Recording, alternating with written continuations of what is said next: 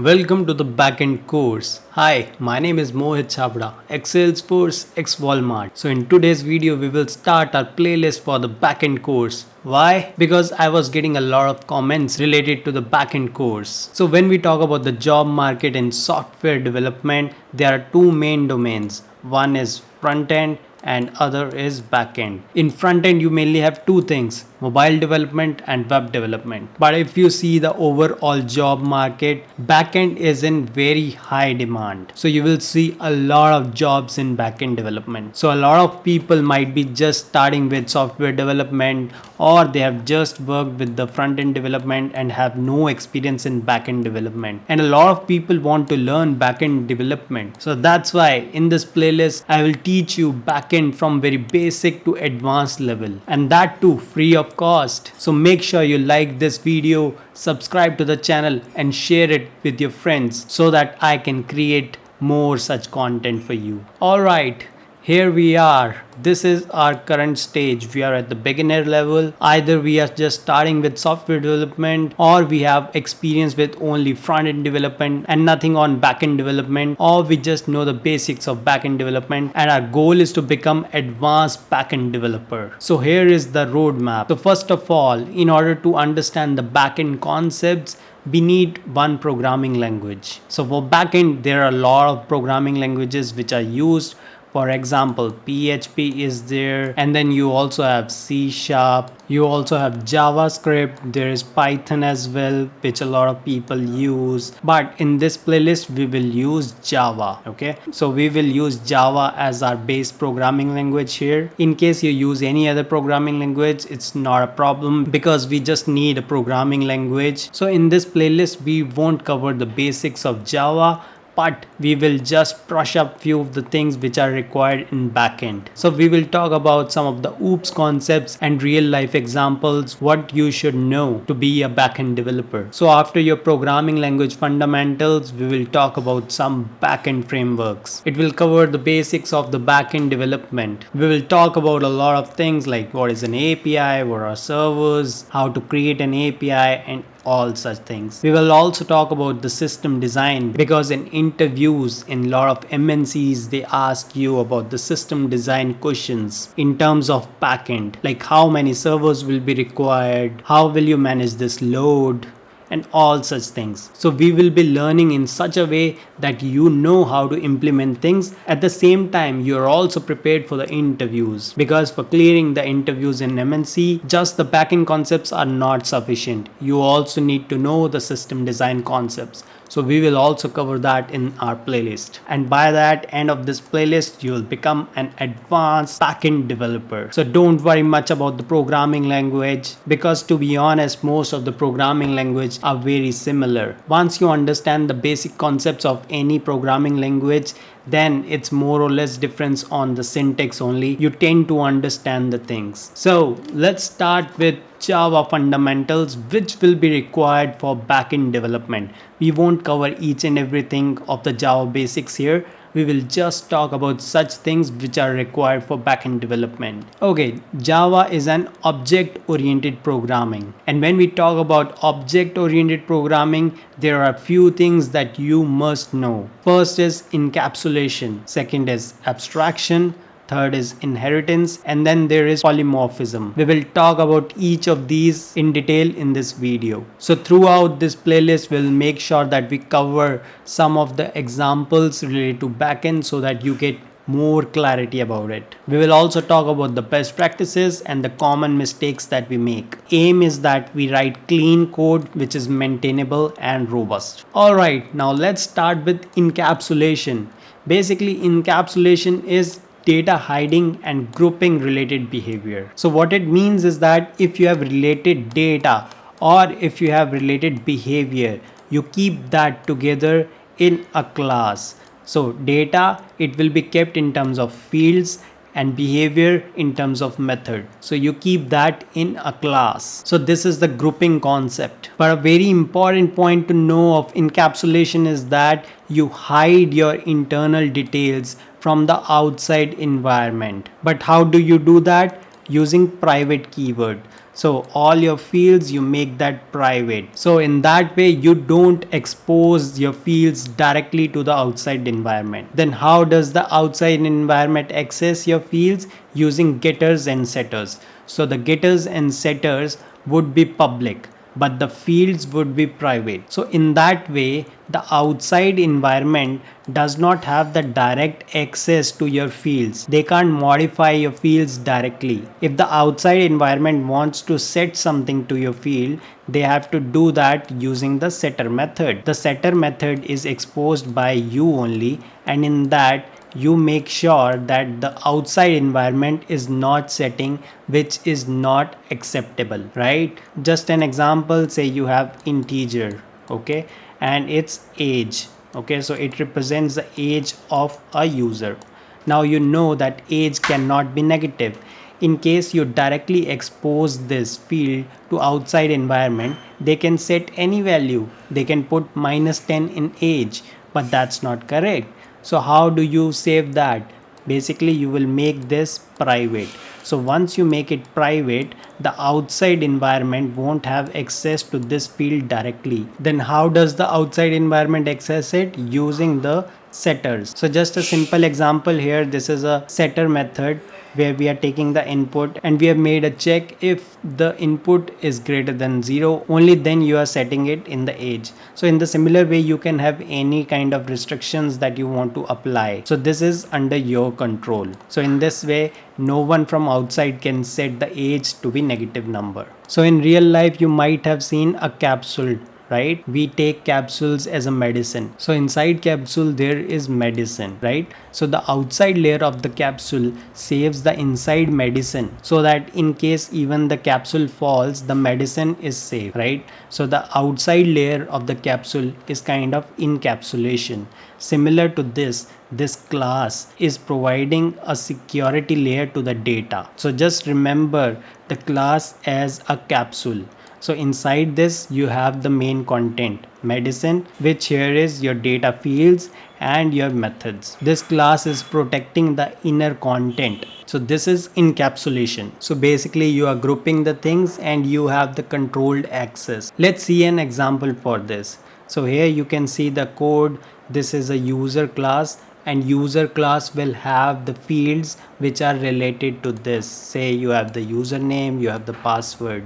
But the main thing is these fields are kept as private so that they can't be accessed directly from the outside environment. The outside environment can access these only using the getter and setters. This is a getter method and this is a setter method. So in this setter method, you can apply any conditions, like whatever logic you want to apply based on which you want to set the value. Like for example, for password, you can see we generally never store passwords in the plain text. So what you can do is like always hash the password and then save it. So in the setters, you can apply your own checks. So the important point to note is that you should expose only those things which are required. And another thing is that in the setters, you should always do the validations. You should not directly set the values. You should check your basic validations before setting value to the field. So after encapsulation, let's talk about another thing, which is abstraction. The main fundamental of abstraction is to hide the complexity. You may have the complex implementation of the feature,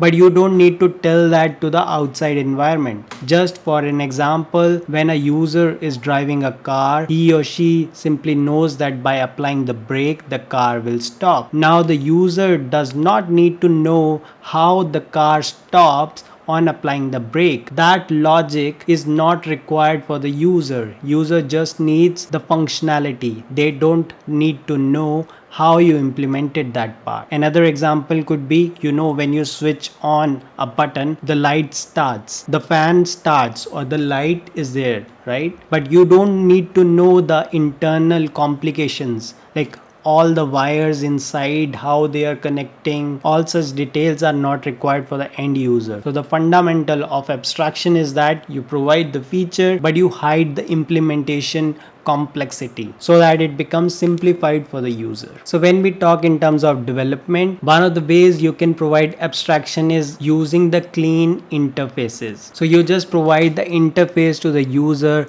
and they don't need to know how is it implemented, whether it was used some database, some cache, some API or something else. It makes things easier while testing as well. So let's see an example of abstraction. Here you can see that we have taken an interface which has a method. So you simply expose this interface to the user. They don't need to know what all implementation has been done. The complexity part, it is hidden from the user because they don't actually need it. They just need the functionality. So in the implementation, it can be done with anything. It can be done with some API, or later it can be also done using some database or cache. But it doesn't matter to the end user. They are just provided with the functionality. The internal implementation is not their concern. So defining the clean interfaces will help in abstraction in backend so that the callers don't care how it is actually implemented. Okay, now after this, let's talk about inheritance. The main logic of inheritance is that you can reuse the code. So you will have a parent class which will have some base fields and methods, and then you will have a child class which will extend to the parent class. Now the child class will have the base class methods and attributes. Additionally to it, it can extend to the functionality. That is, there can be some of the things which are specific to child class. So it can extend the things from the base class. So in this way you can reuse the common logic and properties. Let's see an example of inheritance.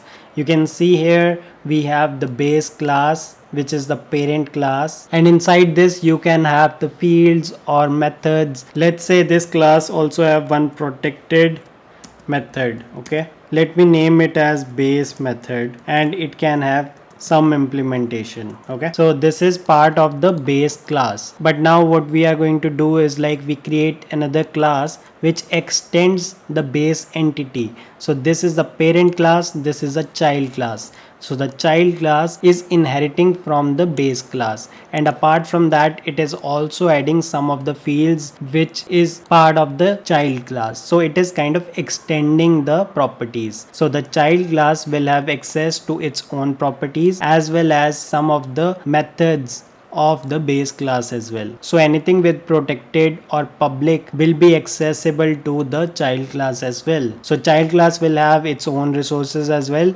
as it will also extend some of the properties and methods from the base class. So this is inheritance. So in this way, say for example you have multiple classes which are extending to the base entity, they can simply reuse the code which is present in the base entity. Say for example there is a method which is required in 5 classes, right? So you don't need to write it in all these 5 classes. You can keep that in the base entity and use it directly from the base entity. So the common logic can be part of the base class. So in this way the inheritance is good, but there is one thing that you need to be careful of. Sometimes overusing the inheritance can make your code rigid. So in that case you should prefer composition over inheritance. So after inheritance, let's talk about polymorphism. So polymorphism means that you can achieve different behaviors via common interface. Now why is it used in backend? Using this you can swap the implementations very easily. So let me explain that to you with an example.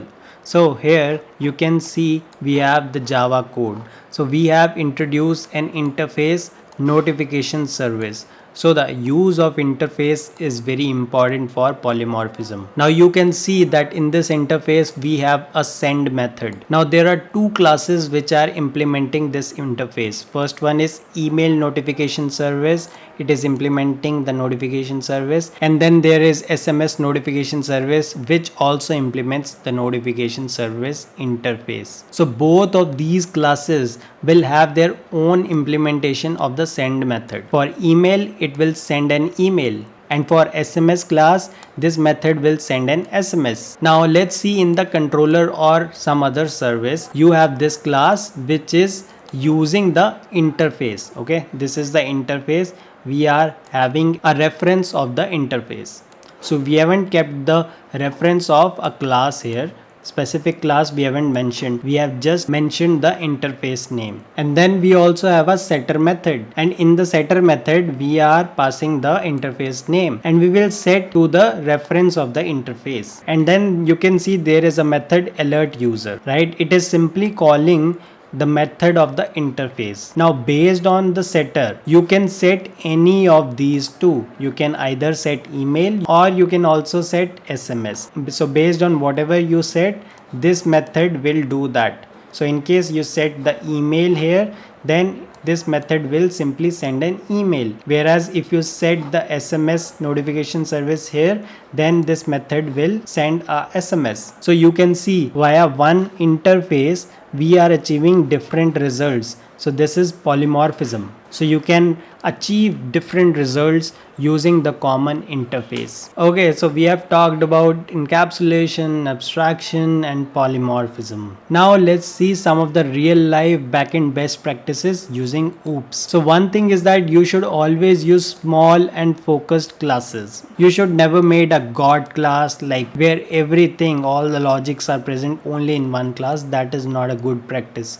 You should always make small classes. Focused classes means that every class has its own responsibility, you can say, right? And very important part is that you rely on interfaces. You have seen in above examples we have used interfaces. So the role of interfaces is huge. It is very useful for decoupling. So you need to make sure that you use interfaces. And as we talked, like overuse of inheritance can make your code rigid. So you should favor the composition where we are having the fields over deep inheritance. And for encapsulation, we should use the access modifiers. So the private, protected, public, these modifiers you need to use carefully. Using private, you can hide your details, right? So that your fields are not exposed to the outside environment. You should expose only those things which are actually required. And the last point, use DTOs to abstract away entities from external API. Now what does this mean?